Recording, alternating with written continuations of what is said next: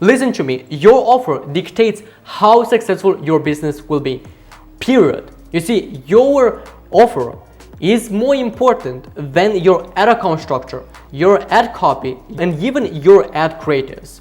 Because if you watched my previous video, I talked there about the 5 stages of market awareness. And there you will see that everything starts from your offer. When you set your offer, you set your business for failure or for success from the first day.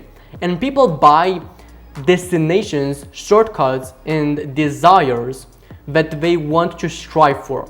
Don't get into a bullshit that you need to have tens of campaigns, 20 ad sets to get consistent sales. That is not the case, because those things don't have anything to do with your offer.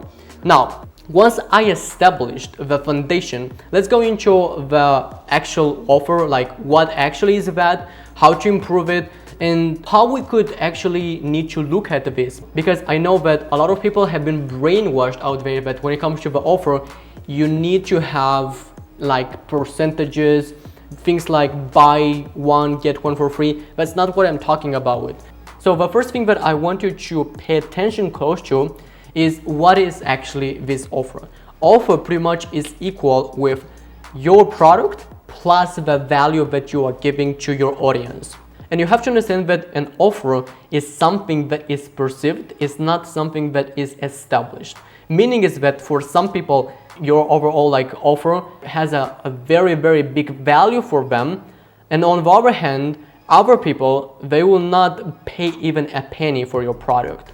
So to give you an example, like let's say I want to buy some kind of whey proteins. Because I'm into fitness, I would go ahead and buy. If I say to my mom, hey, like, do you want to buy, some kind of like whey protein?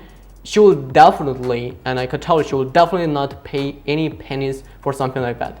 Because her answer would be something like, I would go rather and, buy some kind of like chicken breast or some kind of like food, actual food to get those proteins. Because she's not that much into that. That's what I'm talking about. So something that I perceive very valuable as an offer, on the other hand, my mom will not pay even like a single penny for that. That's something that we also have to keep in mind. So that pretty much comes down to the audience that we want to reach with your product. Now, the next thing is I am going to show 3 offers and you will see the difference of them, and you'll tell me like which one you would be more willing to go and purchase it. And I don't want you to, say that, oh, this product is not for me. I want you just to imagine for 1 second that you would be interested to buy this product. Okay, can we just kind of establish this idea for 1 second, just for this video? So what we have here, this is the first offer. This is pretty much like it's a self-tan kind of spray. So let's say that we're selling just this spray and helps you to get the tan instantly without going to to go like outside and get like naturally the tan from the sun. Well, it's okay. It's pretty much our first offer. And some people, they would go ahead and purchase because they like just the product. It's something that they need. It helps them with their problem. What might be the emotional need of this particular audience? Well, let's say that they want to buy this because they want to feel more confident when they have that like flawless kind of skin color.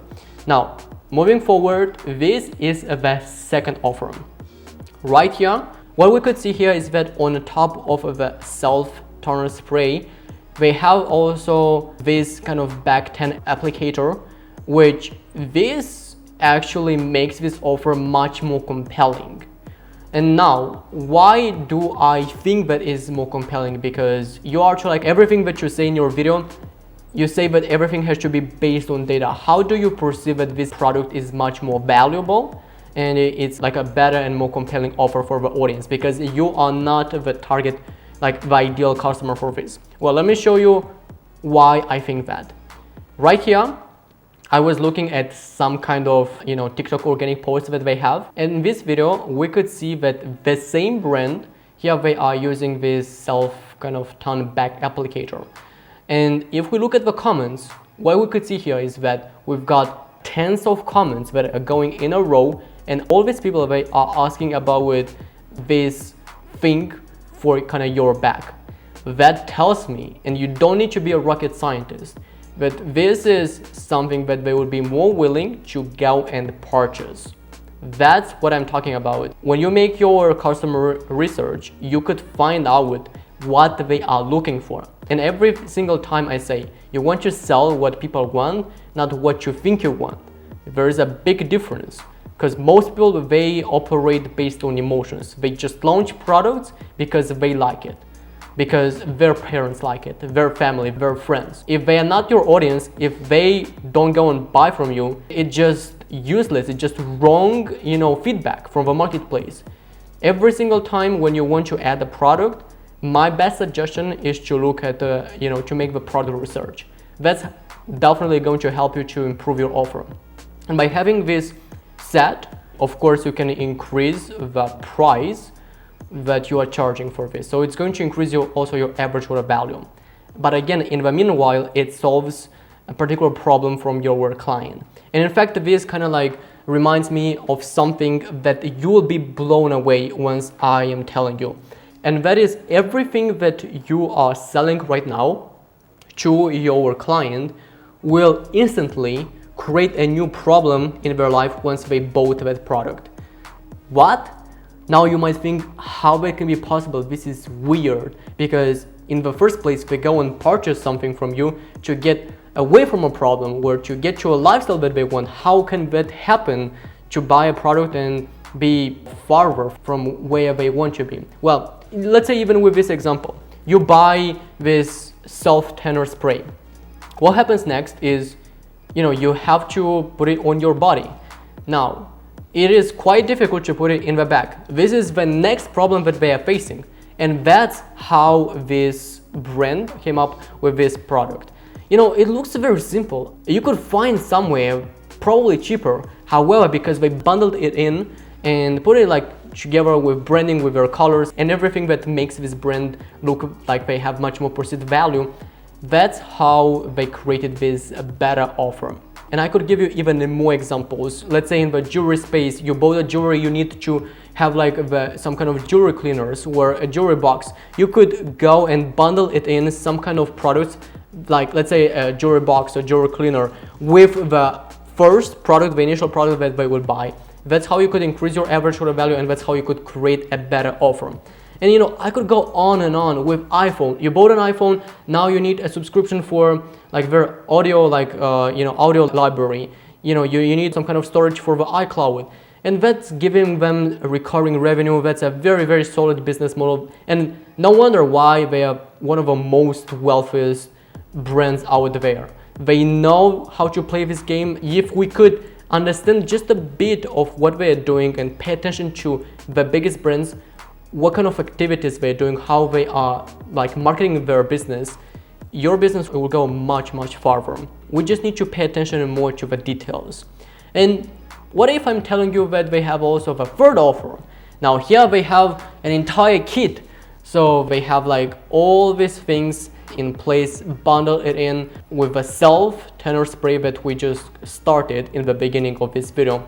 Now, because this offer is so strong and it solves multiple problems that people might have once they bought the self-tanner spray in the first place, it's a very, very compelling offer. On top of that, when they are promoting this, they could spend more to acquire that customer, because here the price of this product, of this bundle, is much, much higher than just selling the self-tanner spray itself. And as we know, every single company that is willing and can afford to spend more on acquiring the customer will win. And what can't be better for your business and for your client? You create a better offer that solves multiple problems for your client, so it's a win for them and it's a win for you, because you increase your average order value, and with a high AOV you could increase your return on spend, you could get more profit. With more profit, you could hire better employees, you could reinvest more in your business, you could even improve further your offer, and it creates this just good cycle of scaling your business further, and it helps you to create more good causes in the world. So ultimately, to be an offer creation master, you need to do a lot of research. That's just a glimpse of the second offer that I said, that actually it's a good one. So the comments that we are seeing right here, I just spent probably a couple of minutes to find that actually this is something that they would be interested. But if we imagine if you go and actually spend enough time when looking at the comments, reading reviews, looking at YouTube reviews as well, imagine how many insightful info you could find around your product to improve your offer. That is the power of making the customer research. In fact, I would argue and I would say that how much time you've spent on the customer research will dictate how far you could take your business to. And everything that they buy from you will create instantly a new problem from them. Like I said, every single thing that they buy from you will create the next problem. So if you could add a new kind of product or something new that will help them with the next problem, they will be more likely to buy from you and not from your competitors. Because if you think about it, everything that I said in this video, how many businesses do you think that they are doing that?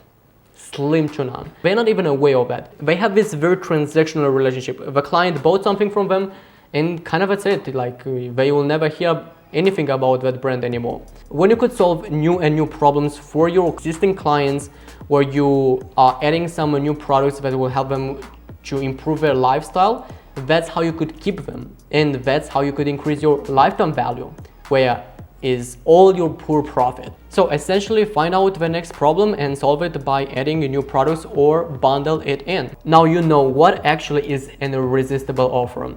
Because I remember back then when someone told me like you have to create a much more irresistible offer, and I'm gonna admit it, like in the beginning when I got started, I had to learn, I had to go through a learning cycle. When they said irresistible offer, the first thing that came up in my mind is, okay, we need to give 50% off, 70% off, 80% off, things like that. Over time, eventually I learned, and now I know exactly how an irresistible offer should look like. So hopefully this video was helpful. The next thing that you might be wondering is how you could package it correctly, this offer based on where your customer is in the funnel. And this is a topic where I talk much more in depth in this video over here. I would highly recommend checking that out, because there you will find out about those 5 stages of marketing awareness and how you could position your products in a better way with your offer to get more consistent sales. That is a topic that once you master, you can take your business to a whole new level. So check this out right now, and until next time, bye for now.